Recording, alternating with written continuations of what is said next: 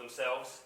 There's also starting to see now token exchanges for game tokens. Quite obscure, I suppose, but maybe a thing, and obviously a lot of tools companies as well. So there's lots of companies trying to do very specific things. I think that's something to be aware of when these companies are talking, try and work out what exactly their business model is. I think there'll be a lot to take in. The speakers only have 20 minutes, but where possible we'll try and get questions in. And obviously don't forget to come to the party tonight, because networking is key for any industry, and I really feel for blockchain gaming we're very much a community. And as I say, lots of people in the games industry I don't think take blockchain very seriously at the moment. I think that will change, but we're very much a community that need to work out kind of what we're doing. And I think another thing to ask, it's a kind of a fair criticism that some people have of blockchain in gaming, and it's asking, what problem is blockchain gaming trying to fix? So I see lots of blockchain companies saying we're going to revolutionise, disrupt this part of the industry, but the gaming industry in and of itself is not an industry struggling at the moment. Clearly it's growing, and I think lots of the applications for blockchain at the moment are not really problems that many gamers, at least at the moment, feel they have. So bearing those in mind. Final point, start off with a bit of audience participation before our keynote speaker starts. So hands up, who owns Bitcoin? Any Bitcoin? That's good selection there. Okay, Ether? There's probably a few more, good. Any CryptoKitty? A few, good. Any other altcoins? Anyone really going deep? So that's pretty good. You're no more than me then. You guys, good, I've been learning off you. So our first speaker, our keynote speaker, Tony. Come up. So Tony is the CEO of Super Game Chain, and the next 20 minutes you'll be explaining what you're up to. Give a big hand. Awesome. Hello, good morning, my fellow gaming and blockchain friends.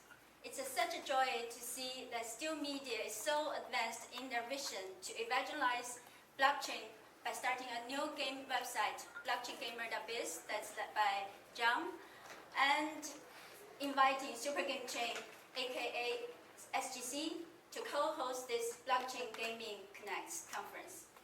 I'm Tony Xu, the CEO of Super Game Chain, a geek and idealist. I graduated from the Master of Information Systems Management of Carnegie Mellon University, been coding, publishing, building, and playing in gaming and social platform for 11 years. Witnessed and deeply involved in the emergence of social gaming, mobile gaming, VR, AR, MR gaming, and now working on to provide a dedicated and fully consensus digital ledger technology for blockchain gaming. I'm honored to join you today in what will go down in history as the greatest advancement of freedom in technology, economy, and governance, and of course in gaming, in human history, with an emphasis in gaming.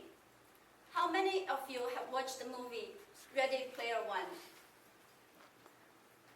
Cool, awesome. How many of you think that what's depicted in that movie is the perfect and the ideal gaming world for all of us gamers? Not many? Awesome. I think I'm at the right place with the right people. Awesome. So 2 years ago, I thought that was ideal world. So somebody built a game and then we just play it by the rules they made. But now, with blockchain, my mind has transformed.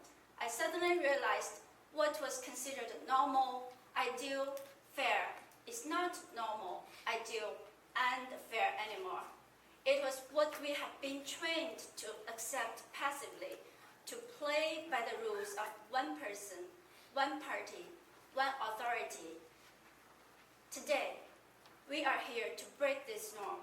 We are here to build something that has rules, not by the rulers, rules that have the consensus of all that are participating. Any changes to the rules will have to have the consensus of the majority of the population. Any changes, this was made possible by blockchain. We are here to provide the ultimate blockchain solution for gaming, to provide a fun, fair, and a safe environment for everyone in this environment to build, play, and improve blockchain games together. So let's come back to a brief history of blockchain technology, or we should call it full consensus digital ledger technology. So in October 2008, a pseudo-anonymous man known as Satoshi Nakamoto published a white paper that goes unnoticed along with a system called Bitcoin, in which cryptocurrency technology was used to regulate the generation of units of currency and verify the transfer of funds operating independently of a central bank. It is so decentralized that even its creator, Satoshi, is decentralized. And this is blockchain 1.0.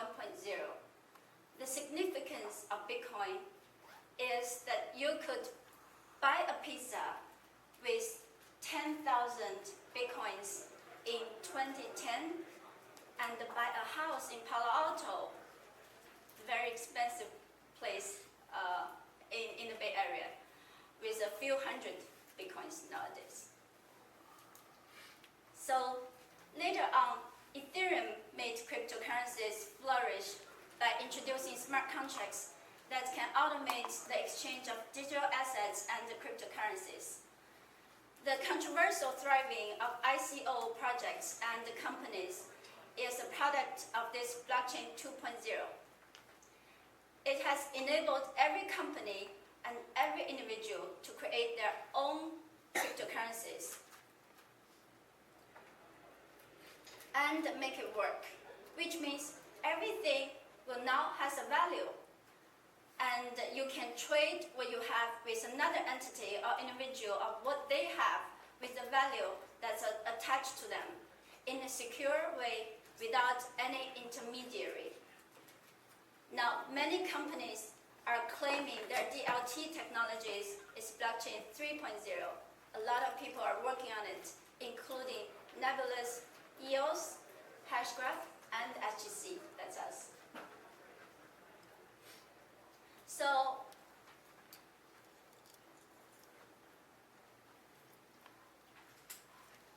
just now, I think you guys already answered John's question. A lot of you guys have already owned a Bitcoin or some other kind of a cryptocurrencies, but I saw like about half of you still don't. So,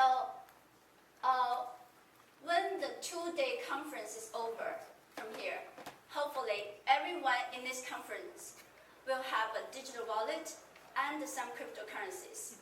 You can ask the person next to you who has Bitcoins to share with you 0.0000001 Bitcoin. Okay, now with Bitcoin you can do it. Or come to our booth, Super Game Chain. Will help you create your first digital wallet. And every one of you here can claim a gift of $100 worth of SGCC. So why am I in blockchain gaming? I'm in blockchain gaming because I am a geek, a gamer, and a developer. I started Super Game Chain because in today's gaming world, it is not the developers nor the gamers who can decide what games the developers can build and what games the gamers can play. Then who decides what games to get played by the gamers? Publishers and investors and app stores. If you want to get your game to be known, to be played by the end users through like 3 million applications and games out there, you have to get it either featured or get it advertised throughout the work. So I believe this is not right. I believe developers should be the one to decide what games they want to build. And the gamers should be the ones who can vote with their stakes, not just vote with nothing, vote with their stakes on which game they want to play. I believe there can be consensus on what gaming should be played, and what consensus will have to be made by the whole gaming ecosystem, not just by a few investors, 1 or 2 app store editors, or the advertisers. I believe together we can make that happen with a fast, reliable, and secure blockchain solution. That is what we are here for. As for what consensus, that will have to be decided by who goes in the super game chain on this blockchain. Starting from today, starting from GameMe, we'll form this consensus together. We'll back this up with SGC solution. Let's get it started. If you believe in yourself, if you believe in your game, if you believe in your gamers who will support you, we have you backed with funding, gamers, and the best blockchain solution. Thank you.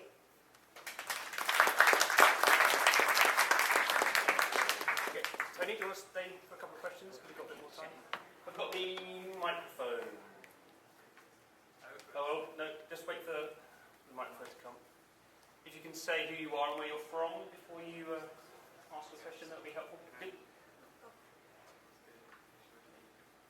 I'm Francesco Sullo, I'm a Solidity developer, and I think it is very interesting all the concept. What's my question is how you solve the problem with the scalability, which is the particular solution that you implement in Super Game Chain?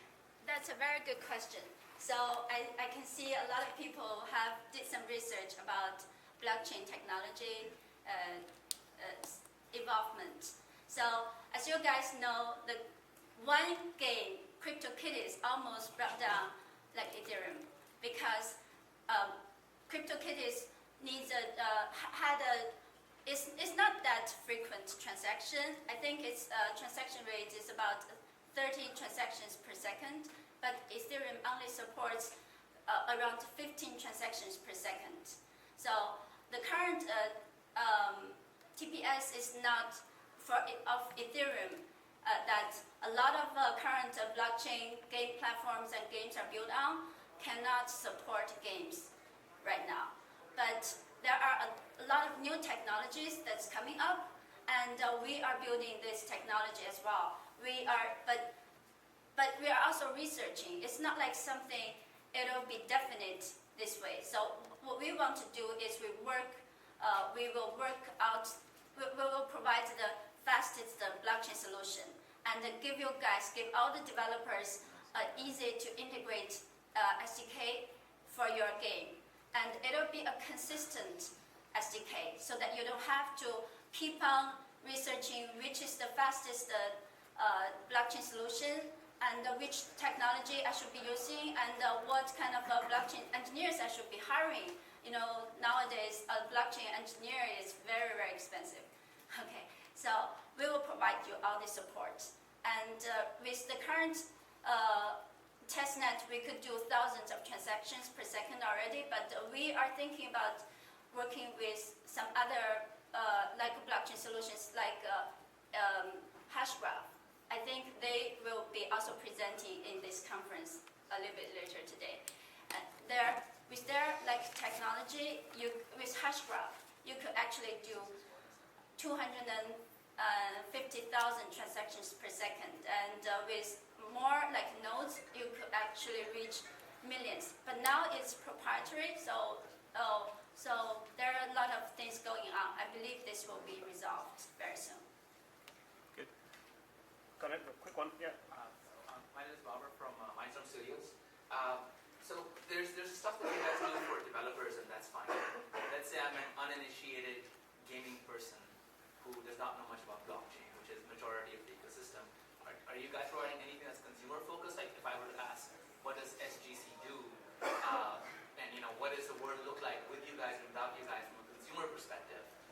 Is there a simplified thing that you could summarize this in terms of the value added that she brings? Sure. Gaming person. By gaming person, do you mean you're a game developer? Yeah, and consumer. gamer. Who does not know about TPS, does not know about Ethereum, does not know about the challenges of blockchain. How does the world change with you guys in it and you guys without it? That's what we are doing right now. So first of all, I think we will have to get the gamers have a digital wallet so that they can play in the blockchain solution. So we will have a platform. It's not so. For what is if you're a game developer, what will attract you to any blockchain solution? You will only come if there are either users or a way for you to make money out of it, right? So first of all, we will have to build this platform where there will be users who has digital wallets. That's what we're building. So currently we're building the first stage of our platform. It'll be a platform of the games. So we'll put all the gamers on the chain and all the games on the chain. And then all the developers can get on the chain and associate it with their gamers. That's the first stage. So we will provide you initial funding and the gamers for you to start. And the SDK, very easy to integrate SDK. That's the first stage. And then the second stage is we will build an open world. Open world like Ready Player One, but it's not going to be built by us alone. It'll be built by everyone on this chain together. Developers will contribute with their programming. Gamers will contribute with their idea of what kind of games they would like, and then they can invest in the games that they want to. And the artists can contribute their art. Good, lovely. Thank you very much, Tony. Thank you. People want to speak to Tony afterwards. Okay, so as I've kind of said, lots of blockchain projects are very early stages.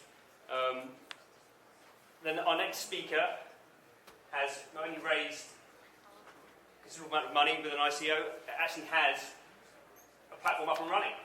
This is Dylan from Referium. Hey, thanks so much. Yeah, appreciate it. Big hand, please. Oh, no, come on. All right, so games, blockchain, and token sales. Oh my. You'll notice that at least our experience was that our token sale, our blockchain project, our community building shared striking resemblance to the Wizard of Oz. Okay, so that might be an odd analogy, but it'll allow us to explore some of these relationships between, again, games, blockchain, and token sales. So this comes from our experience over at Referium. We've got one of the largest crypto communities now and products out there. We broke Telegram a few times. We sold around $25 million worth of tokens, but we had allocation requests for around $800 million. And right now we're just iterating our product. We're working on our tech backend with companies like Epic, doing Fortnite, some top games on Twitch, fun stuff. And these days we're just 20 people down the street. Myself come from a background of around 10 years in games, from everywhere from top grossing Facebook, mobile games, to I ran an indie game co-working space for the last 3 years. I recognize a few familiar faces. I did a small stint over at Unity Analytics, blah, blah, blah, that kind of fun stuff. But started paying attention to blockchain back in 2014 when I tried to send money to my friend in Australia and it just got lost. I was like, what kind of crazy futuristic world is this where I'm still sending money in 2014 and it's just getting lost, right? And that's when we started looking into crypto. So real quick, raise your hands. Who's really new to crypto? It's okay, that's why we're all here. Okay, cool. Anybody doing a token sale? Want to do a token sale? All those things? Oh, see some good hands. Okay, I'll try and tailor some of the content here then. So, you want to solve a problem, but traditional tech can't do it. Right. There might seem like there's no color in the world over here with Dorothy and stuff like that. You dream of a better ecosystem looking up from the Kansas sky, right? But usually these systems are more transparent, they're more equitable, and for us, that was redistributing marketing budgets. So quick context is we've tried doing this stuff in the past, but you can't do it with PayPal, there's black boxes in affiliate marketing.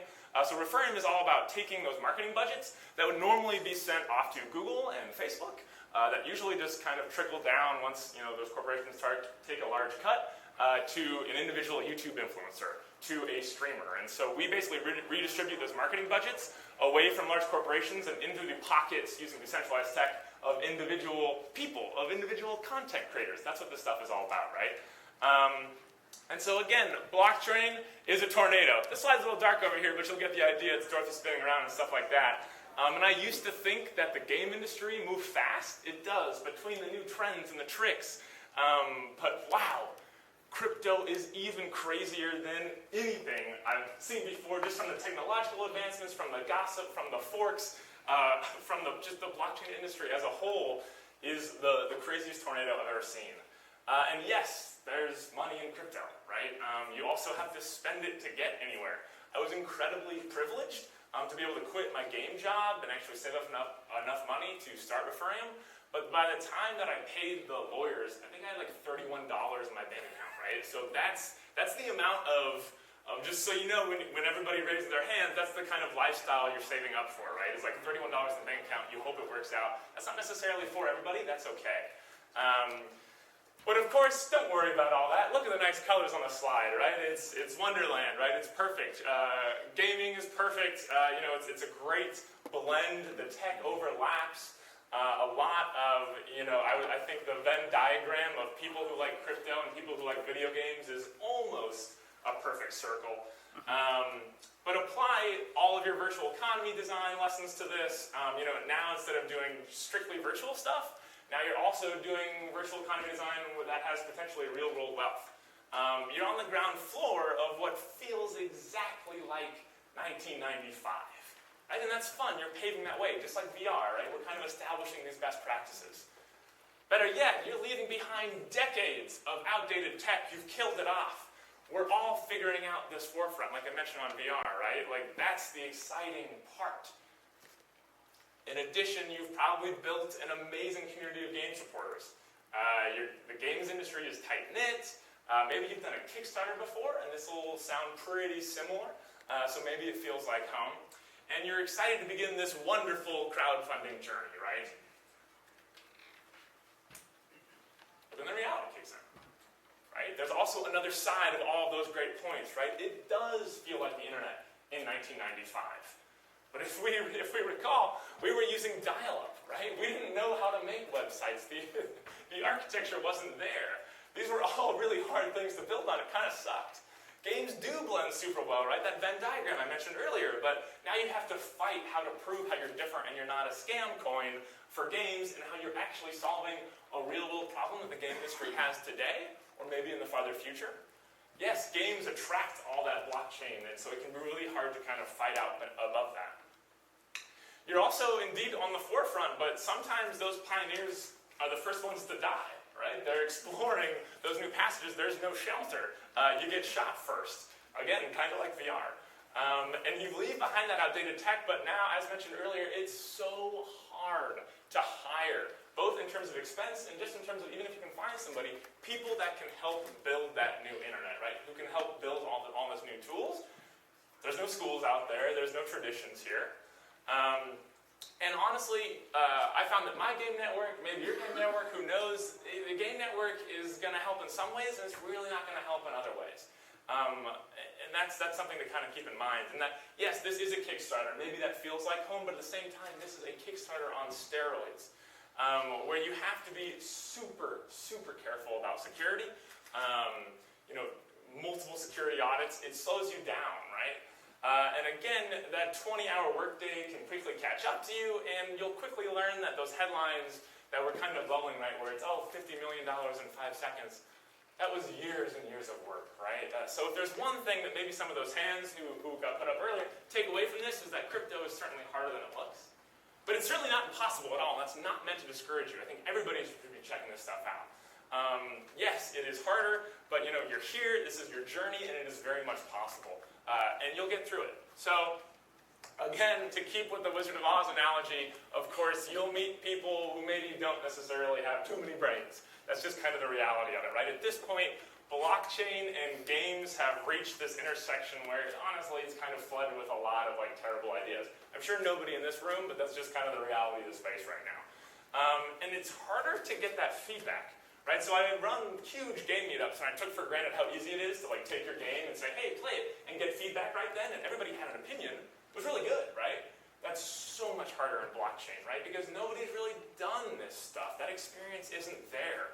And so I took for granted just how easy to get that feedback is, and so that's some words of warning on there. But good advice is literally worth its weight in gold. So if you can find it, you're going to have to seek it out and try much harder than usual to get that feedback to survive. And a lot of people, you know, again, you'll need brains and also, or a heart, right? Like the Tin Man here. But a lot of people get into this. Of course, the centralized things, which is great. Nobody likes banks.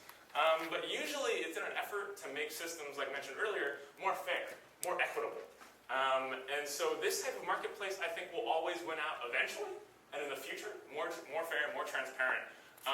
But for now, you know, there's a lot of talk, especially recently, at amazing events like this, right? It wasn't always this huge. There's a lot of traders talking about how to get rich quick, and there's a lot of, oh, how do I do that latest token sale, blah, blah, blah. There's not necessarily like a ton of builders. And so even sometimes I think founders can forget about why they got into it, right? And after seeing some of that money there, it makes sense, and I totally get it. Again, from that conversation earlier, going from $31 to turning down millions is a tough one to do, and I don't say that to be cool at all. There's plenty of money in crypto, but what's important here that I like to highlight is I think in this evolving new industry, integrity shines so much brighter than it usually does, right? And we know that because we're from games, we're here to build cool stuff, but all the success stories that I keep seeing are people with really strong integrity, so I like to try and offer that as a priority of a lens to use when you're going forward on some of this stuff, no matter what you're doing. And of course, you need some courage, right? There's that elephant in the room, but you have to press on when there's a lot of doubt, right? Particularly in the regulatory space, when all you can do is really try your best, follow every rule you possibly can, talk to all the lawyers, follow the rules, and then follow the rules that don't exist yet. You're following rules that you're thinking might be a good idea, that might be in place 2 years from now, and you should try and enforce those things the best that you can. And a lot of founders started these companies when all these rules were much more murkier. I actually think that now is a great time from a regulatory standpoint to be jumping into crypto. Things are really settling down, even though the headlines might not see it. There's a lot more structure in place than there used to be. And so, again, there was more than just tax risks on the line earlier, right? And now we're moving past that. And so you're still early, and so you'll still need courage to get through a lot of this stuff. But when you've got all those things, right, you do make it out there. There is ample opportunity, right? You get to see these things, and you see it. You get to see the potential of this new infrastructure, of these new opportunities that you get to build. And that's cool, right? And it's okay if earlier you go, oh, do I have all those things? It's not a checkbox, right? You're learning it along the way. That's fine. But you get these moments where you get to see the dream. You'll be guided by that hope and also that, again, that opportunity to build great things. But don't forget, it's still the internet, right? And of course, in The Wizard of Oz, you get those evil flying monkeys coming down, swooping upon you, and that's still going to happen. There's plenty of that. Please, please prepare for that. Telegram is, of course, the platform of choice. There are no safeguards or regulations or features that can help protect you from some of this stuff. Watch out, because it is ripe with some of the most nastiest, just fiercest trolls that I've seen on the internet, and honestly, scam artists out there. It's also just a morale issue. No matter what you're doing in blockchain, whether you're visiting somebody's Telegram or community or whatever it is, if you're working with a team, sit them down. Again, that's that morale issue, right? Put a process in order for when people post really disturbing stuff in your communities, like who do you notify at the FBI for some of these things, right? Like it's really bad news. And so, again, redo your personal security audits for everybody on the team as well. Again, I'm going to drive that home with a slide. Don't underestimate the trolls, seriously. So one of the things, going into this, it's very common in the crypto space in general, for those unfamiliar, to download an entire blockchain website or a token sale website and then put up a Google ad for it, and then people kind of click on the Google ads, and then of course it's a wrong ETH address, and that's unrefundable cash, so it's all gone. So before this, we actually put in basically text injections that we could do remotely, so that if somebody downloaded and stole our website, we could actually go in, find their domain, and post that out and say, this is a scam website, don't spend money on all this stuff. You have to be thinking 3 steps ahead of all these trolls, and that is a full-time job well within itself. Let alone the development time, for one of our Telegram bots, Admittedly, it's one of the largest in the communities, but it's pretty battle tested. You're welcome to use it. I'm happy just to give it out. But this is going to be things like banning images, banning links. This is going to be dev resources. You're on the ground floor of something. There's nothing where you can just put in a checkbox, right? You have to build all of these procedures yourself. That always took us by surprise. So again, real quick, persevere and you will have that product, that community, and those profits, right? And really, you've done the impossible now, right? You've launched a product, and at the same time, you've built a massive community, and hopefully you have, again, some profits to do great things. But in a way, you'll also be back where you were. You'll be awakening from some kind of fever dream, like Dorothy did, of what was a token sale, right? And yes, you will be much more experienced. And yes, you will probably have the resources and be better equipped. But at the same time, you'll be back to the starting line. And that's okay. Go build the company. Go build the team. Go build the product, the community. Keep building it. Go build great things with great people. That journey is really just starting. So real quick to recap, I know we have time for questions. I'm getting signaled. But if traditional tech can't solve it, right? Really think about this one. For us, that was PayPal taking 50% or 50 cents on each transaction fee. You can't do that across the globe. There was affiliate marketing is usually centralized. So if I sell, let's say 10 things, and I say, hey, I sold 10 things, and you go, no, you didn't, you only sold 2 things. I'm only going to get paid for 2 things, and that sucks because you own all that data, right? Really think about how that blockchain can from the ground up. I worry a little bit when I see people kind of pivoting into it. So really think about that. In addition, if you can keep up with crypto time, right? So startups always pride themselves by saying, oh, we move fast, we move so much faster than regular business time and stuff. Well, a month in startup time is a year. A year in crypto time. That's how fast this stuff is moving. That's how fast and agile you have to be. It's more than just doing stand-ups, right, for agile best practices. In addition, if you use serious brains, heart, and courage, and you keep coming back to these things, right? I know, postmortems are always like, oh, of course you should have done that. Of course you should have done this. But when you're in the thick of the weeds, you can't see the forest through the trees. And coming back to some of those principles, making sure that you keep those people close to you that could guide you through that is so important. And if you can survive the trolls and support the fans, right? Really, you should be turning these trolls, if you can, not always, into these fans. Everything from the ground up, in a way, is all around community, particularly in the crypto space. And again, if you can create the product at the same time, if you can keep your servers from catching fire, if you can be making sure that your Google Analytics is still working, that you're iterating on your product, and if you take away anything from this, know that it is harder than it looks. And if you get super lucky, then you'll be a lot further ahead than we were when we first started this thing. So again, I know time is the ultimate currency. I appreciate you spending it on me. I'm always here to help. I'm Dylan at Reframe.com. Feel free to shoot over an email. Actually, I get a lot of emails, so maybe tweet me instead at TDJ, like that Dylan Jones. And we're hiring, of course. Games, blockchain, anything, devs, product. Would love to say hi. And thanks so much. I think we have some time for questions. Really appreciate it. Yeah. Okay. Oh, there's another answer. Okay, questions in. Anyone got any questions for Dylan? Okay, we're right over this side. Gentleman at the back. You can say your name and your company.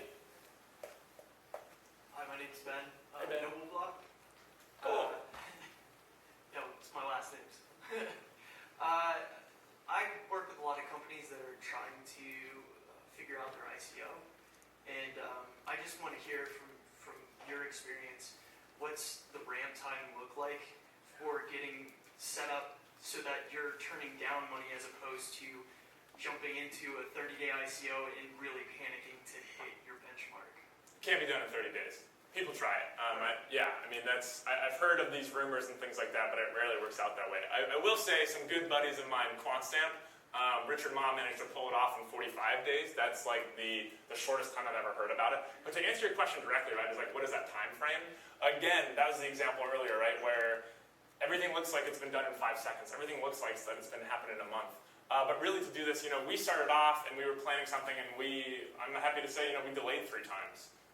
The stars really have to align for some of that stuff. or maybe we delayed twice. It feels like a lifetime ago, but anyway, that was at least 3 months, and then we pushed it back another 3 months. So really, I think for a smaller team, you're looking at least a 4 to 5 month process in order to start, turning down that money or whatever phrase you want to use for it.